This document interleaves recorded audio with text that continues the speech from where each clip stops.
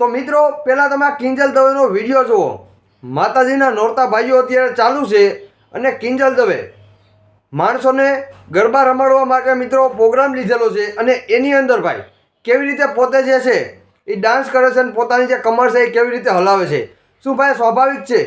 આ માતાજીના નોરતા અત્યારે ચાલુ છે અને તમે પોતે જ મિત્રો પોતે કલાકાર થઈને મિત્રો સ્ટેજ ઉપર તમે આવું પરફોર્મ કરો તો પાછળની જે જનતા છે ત્યાં ગરબા રમવા આવી છે એના મનમાં શું વિચાર આવે કે પોતાનું અંગ પ્રદર્શન ભાઈ તમે કરો છો?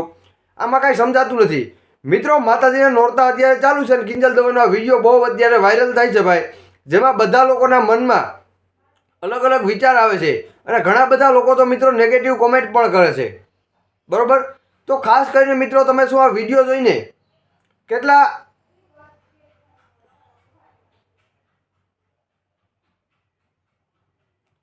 તો મિત્રો આ વિડીયો જોઈને આ વિડીયો વિશે તમારે શું કહેવું છે?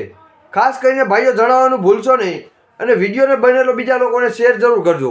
મિત્રો આવા કલાકારોના લીધે જ આપણે કોઈનો વિરોધ નથી કરતા, પણ આવા કલાકાર જે છે એ આવા જે નખરાભાઈ કરે છે એના લીધે જ આજની જનરેશન ઉપર ભાઈ નાના નાના બાળકોમાંથી નાની નાની બેન દીકરીઓમાંથી નેગેટિવ અસર પડે છે અને એના મગજમાં ભાઈ ખરાબ વિચાર આવવા લાગે છે.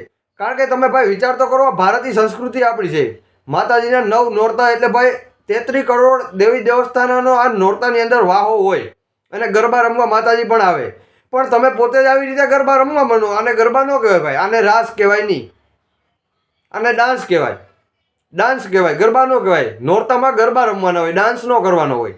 અને આવી રીતે તમે નૃત્ય કરો ને આવા કૃત્ય કરો ભાઈ, તો આમાં આજની જનરેશન ઉપર કેવો નેગેટિવ અસર પડે એ તમે ખાલી વિચાર કરો.